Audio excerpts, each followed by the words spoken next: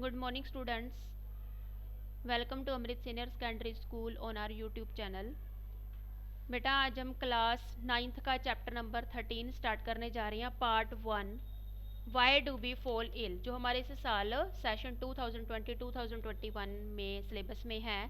तो फर्स्ट हम है कि हम बीमार क्यों पड़ते हैं। ठीक है, मोस्टली पता ही हम बीमार क्यों पड़ते हैं, जैसे मोस्टली हमारे अंदर जर्म्स बैक्टीरिया वाली चीज़ें हम खा लेते हैं। ठीक है, जहाँ हम आजकल जो कोरोना की वजह से खांसी जुकाम किसी को छू लेना, ठीक है, छूत के रोग इन्हीं चीज़ों से हम बीमार पड़ते हैं। तो फर्स्ट हम करेंगे कि हेल्थ, स्वास्थ्य क्या है, हेल्थ किसे बोलते हैं।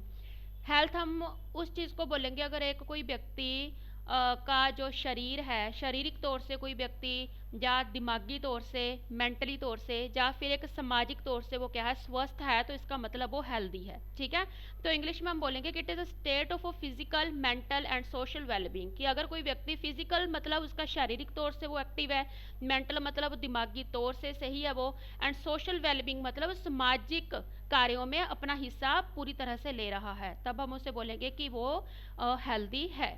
तो आगे है बेटा डिसीज, बीमारियां। अब बीमारियां क्या है, अगर हमारे डेली रूटीन, अगर हम अपना काम अच्छे से कर रहे हैं, स्वस्थ होकर अपना काम कर रहे हैं, ठीक है, हमारे डेली रूटीन अच्छे से चल रहा है, बट अगर हम किसी दिन अपने आप को थोड़ा बैड फील करें या इल फील करें, ठीक है, तो हम बोलेंगे कि any condition which interferes with the normal functioning of the body, जो हमारी नॉर्मल फंक्शनिंग ऑफ बॉडी मतलब जो हमारा शरीर का जो हमारा शरीर नॉर्मल काम कर रहा होता है, ठीक है, अगर उसमें कोई चीज़ इंटरफेयर कर रही है, कोई कंडीशन हमें सता रही है, तो हम उसे बोलेंगे कि हमें डिसीज है। Any condition which interfere with the normal function of the body, तो हम बोलेंगे कि हम किसी बीमारी से ग्रस्त है। तो ये बीमारियां या ये डिसीज दो तरह की हो सकती है बेटा, इसके 2 टाइप्स है।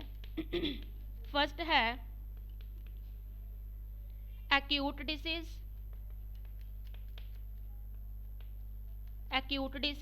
एंड सेकंड है क्रोनिक डिजीज। ठीक है, कुछ बीमारियां बेटा आपको पता है कि थोड़े टाइम के लिए रहती है, जिनका टाइम पीरियड शॉर्ट होता है, और कुछ बीमारियां होती है लंबे टाइम तक, जो हमारे पूरी life through out the life तक चलती है, उन्हें हम बोलते हैं क्रोनिक डिसीज, उनका टाइम पीरियड थोड़ा लंबा होता है। तो अकॉर्डिंग टू डेफिनेशन फर्स्ट है एक्यूट डिसीज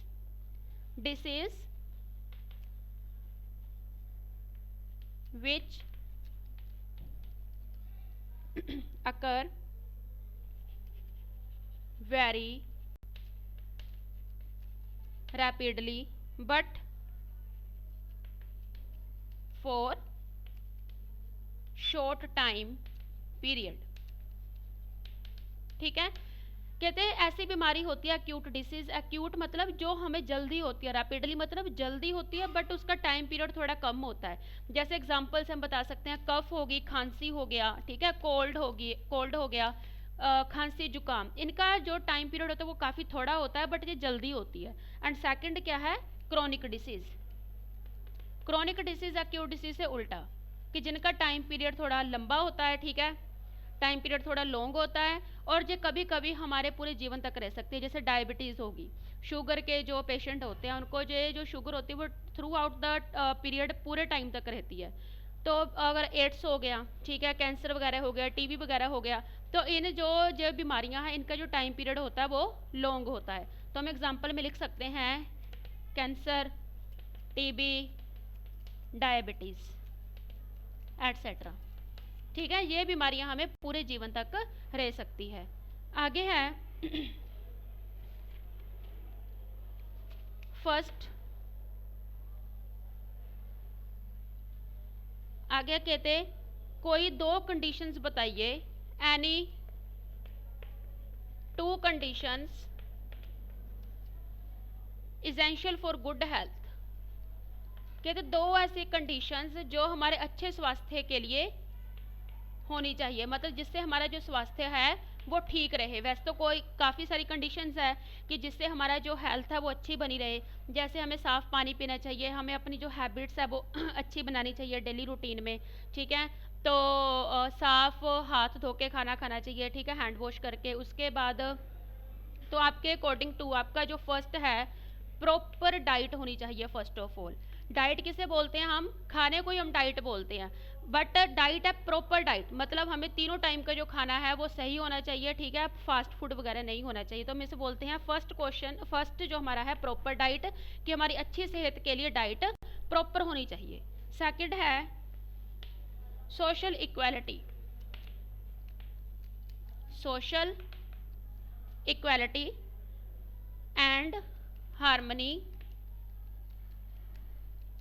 कि हमें सामाजिक जो कार्य होते हैं, सामाजिक कार्यों में एक्टिवली होके सारा पार्टिसिपेट करना चाहिए, ठीक है, मतलब हमें जो हमारे आसपास है कूड़ा करकट वगैरह नहीं फैलाना चाहिए, ठीक है। ये होती है सोशल इक्वलिटी एंड हार्मनी, जो हर एक इंडिविजुअल की हेल्थ के लिए ठीक है, डाइट एंड सोशल इक्वलिटी, ठीक है। वैसे तो कई तरह के पॉइंट जो हमें गुड हेल्थ के लिए चाहिए होते हैं, बट इन्होंने दो ही पूछा है तो इसीलिए दो।